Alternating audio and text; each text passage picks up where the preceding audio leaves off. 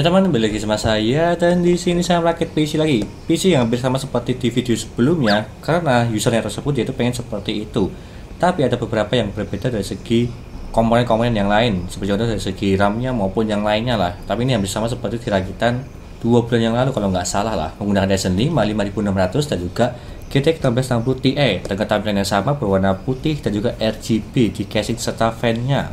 Dan di sini part-partnya semua. Dan juga yang ada di sini dia harga 7.750.000 untuk gaming live streaming. Apakah ini bagus atau tidak? Yang dimana menggunakan 6 core 12 thread dan juga ini GTX 1660 Ti, tapi ini second ya, bukan baru, supaya lebih hemat. Kurang lebih seperti itu untuk part-partnya yang ada di sini. Dan sebelum saya jelaskan apa saja spesifikasi yang ada di sini dan juga mereviewnya dari segi gaming dan juga render, jangan lupa klik subscribe teman-teman, pojokan bawah tuh ya, tinggal diklik seperti itu. Lanjut yang pertama, di sini saya menggunakan Ryzen 5 5600 yang tray, bukan yang box. Kalau yang box dia itu mahal, tapi kalau yang tray dia harga 1.850.000. Tapi terkadang harga tersebut ada yang lebih murah, ada yang lebih mahal, tergantung stok saat inilah. Seperti contoh di toko-toko online. Kalau stoknya banyak, biasanya tersebut di harga 1,7-an, tapi kalau stoknya pada standar atau sedikit, di harga 1,8. Ya pasti kalian tahu lah kalau sering mantengin di Tokopedia maupun di Shopee untuk kalangan Ryzen 5 5600 maupun 5600G.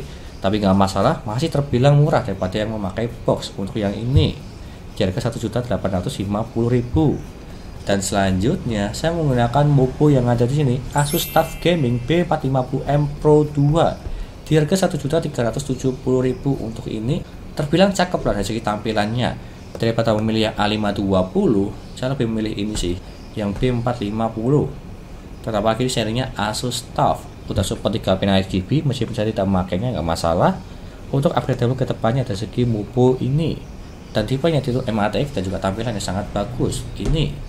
Dan selanjutnya saya menggunakan RAM Team Delta T-Force 2x8GB 16GB. Seperti contoh yang ada di sini gambarannya, kalau kelihatan dari segi kamera ya, dia tuh ada RGB di harga 730.000 untuk RAM-nya.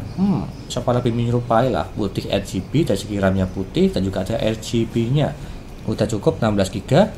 Dan selanjutnya saya menggunakan GPU ini, GTX 1660 Ti, mereknya adalah PNY 6GB, dia itu second ya, di harga 1.750.000. Udah lebih dari cukup untuk bermain gaming, live streaming maupun render video. Daripada memilih yang super, saya lebih rekomen memilih yang Ti karena lebih bagus sedikit di atasnya. Dan juga di sini penampakannya dia itu memakai 8 pin power dual fan dan juga belum ada backplate-nya, nggak masalah sih untuk yang ada di sini. Dan garansinya mungkin masih ada dari bintang emas, karena stiker yang ada di sini masih di 2023, jadi masih aman lah. Untuk ini GPU-nya PNY GTX 1660 Ti yang paling murah sih untuk saat ini, dan juga banyak orang yang memakainya antara Ti maupun super. Dan selanjutnya saya menggunakan ini CPU dari Deepcool AG400 RGB. Dari dulu sih sampai sekarang saya memakai ini terus karena harganya terjangkau. Dari segi kualitasnya dan juga performanya untuk mendinginkan prosesor ini bagus, apalagi di Ryzen 5 5600. Lihat aja nanti di akhir video dari segi reviewnya, suhunya lah, apakah bagus atau tidak. Dan juga di sini dia itu di harga 260.000. Fan-nya RGB tidak bisa diganti untuk warnanya. Meskipun ada seri lainnya sih yang sama-sama yang Deepcool AG400 yang bisa diganti warnanya, tapi kalau yang ini dia itu nggak bisa diganti warnanya supaya lebih murah. Dan lanjut saya menggunakan SSD NVMe dari ini Digital Alliance DA Drive Pro 512GB untuk mengisi software, gaming dan juga yang lainnya beberapa, yang dimana di harga 430.000. Udah bagus sih. Dan apalagi ada heatsinknya juga di bagian NVMe yang ada di sini untuk mendinginkan supaya lebih dingin. Berbeda seperti yang ada Legend maupun ada yang SX 6000, ini tuh lebih tebal heatsinknya. Berbeda seperti brand yang lainnya. Bagian bawah CPU cooler yang ada di sini sangat bagus, cakep lah penampakannya. Ini ya 512GB. Dan juga tambahan saya menambahkan hard disk juga di bagian dalam sini, nggak kelihatan, dia itu second di harga 150.000 untuk menyimpan beberapa file, foto, video maupun file-file yang lainnya lah. Kalau software maupun gaming ya silahkan simpan di SSD nya aja supaya lebih kencang bootingnya. Ya cukuplah untuk menambahkan hard disk 500GB. Dan selanjutnya saya menggunakan power supply yang ada di sini, Frostfire 500W 80 plus bronze yang di harga 620.000 untuk mengangkat GTX 1660 Ti dan juga Ryzen 5 5600 ya udah lebih dari cukup lah, karena full loadnya nggak sampai di 300 watt. Jadi yang mana-mana aja sih untuk yang ada di sini. Upgradable ke depannya juga, kalau bisa memakai RX 6600 maupun RX 4060 dia itu masih sanggup menggunakan first player. Seperti contoh yang ada di sini penampakannya di bagian atas ini ya, karena di bagian sampingnya nggak kelihatan karena casingnya ini tertutup. Dan selanjutnya saya menggunakan casing dari Cube Gaming Leoric yang ada di sini, tipenya MATX atau yang berwarna hitam maupun putih. Tapi kalau yang berwarna putih dan juga tipenya ada yang mesh dan juga kaca. Kalau yang ini saya memilih yang serinya mesh. Di bagian depan dia itu mesh tipenya. Di harga sekitar 500.000 untuk yang ada di sini. Kalau yang berwarna putih memang agak mahal sih, berbeda seperti yang berwarna hitam. Udah free 2 fan RGB di bagian depan yang ada di sini. Jadi berganti-ganti ya, tidak bisa diatur dari segi warnanya. Jadi cakep sih untuk ini casingnya Cube Gaming Leoric. Dan yang terakhir saya menambahkan fan and light, ada 3, di bagian atas 2, di bagian belakang 1. Satuannya di 40.000. Jadi totalnya di 120.000 untuk fan yang ada di bagian atas sini. Yang dimana itu berwarna putih dari segi bezelnya supaya lebih menyerupai dari segi casing, dan juga RGB nya sangat cakep sekali warnanya. Kurang lebih seperti itu untuk part-part yang ada di sini sudah saya sebutkan. Apakah ini worth it atau tidak? Di harga 7.750.000 menggunakan part-part yang baru dan juga second, meskipun secondnya di GPU ya wajar sih, dan juga di harddisk juga ya masih wajar juga, tapi komponen yang lainnya itu baru. Kurang lebih seperti itu untuk penjelasan dari saya. Gak usah berlama-lama, lanjut ke reviewnya. Yo.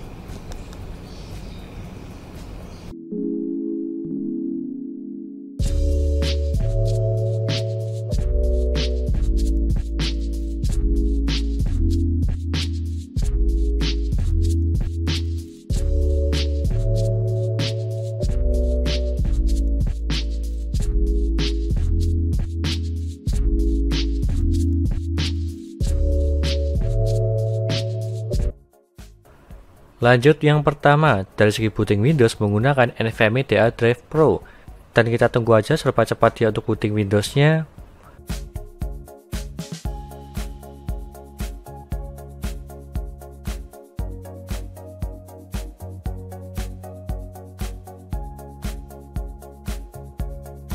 Dan dia mendapatkan di 18 detik, terbilang cepat kalau yang ini. Standarnya di 15 detikan, tapi kalau yang ini di 18 detik terbilang cepat. Tapi terkadang di berbeda PC berbeda kecepatan, meskipun sama-sama menggunakan SSD yang sama, NVMe DA Drive Pro. Lanjut ke HD Sentinel untuk mengecek performa, kesehatan, serta suhunya. Yang pertama, NVMe DA Drive Pro dia itu 100% semua, dan juga node-nya dia itu perfect. Serta suhunya di 36 derajat terbilang ini dingin, masih di bawah 40 derajat, menggunakan heatsink bawaan.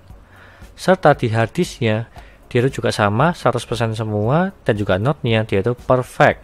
Serta suhunya di 31 derajat terbilang ini dingin, menggunakan harddisk second. Lanjut ke Crystal Disk Mark untuk mengecek kecepatan dari segi NVMe DA Drive Pro. Untuk membacanya mendapatkan di 1982, serta menulisnya di 1607. Dan kalau kita bandingkan yang ada di website, yaitu up-to-nya 2000/1050. Dan kalau kita bandingkan dari segi membacanya, dia itu kurang sedikit, cuma kurang di 18 aja. Bisa dibilang ini sesuai. Tapi dari segi menulisnya, dia itu melebihi banyak banget, di 500-an. Bisa dibilang ini bagus. Lanjut ke HW Monitor untuk mengecek suhu menggunakan Deepcool AG400 untuk mendinginkan Ryzen 5 5600. Untuk minimal yang mendapatkan di 35 derajat, serta maksimalnya di 68 derajat. Untuk minimal yang terbilang ini dingin, masih di bawah 40 derajat. Dalam posisi tidak ngapa-ngapain di desktop, diam aja. Untuk maksimalnya ini saya tes di Geekbench dan dia mentok paling tinggi di 68 derajat, terbilang ini juga dingin. Masih di bawah 70 derajat, menggunakan 4 pipa dari Deepcool AG400. Lanjut ke Geekbench R15. Untuk OpenGL mendapatkan di 210 fps menggunakan GTX 1660 Ti. Serta di CPU mendapatkan di 1848 CP menggunakan 6 core 12 thread. Lanjut ke gamingnya, yang pertama GTA 5. Settingan 1080p dan juga settingan Very High dia itu mendapatkan di 180 fps. Terbilang ini sangat lancar di game GTA 5. Dan apalagi di game kita roleplay juga aman lah untuk yang ini, di settingan high maupun di settingan rata kanan.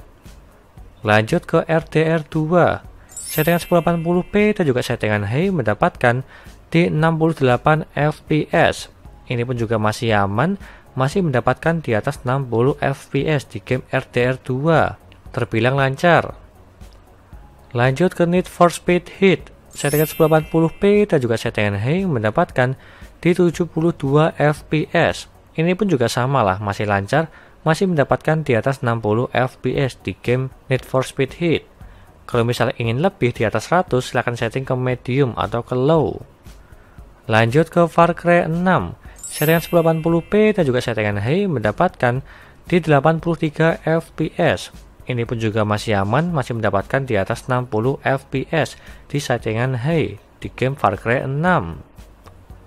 Lanjut ke Shadow of the Tomb Raider, settingan 1080p dan juga settingan high mendapatkan di 88 fps.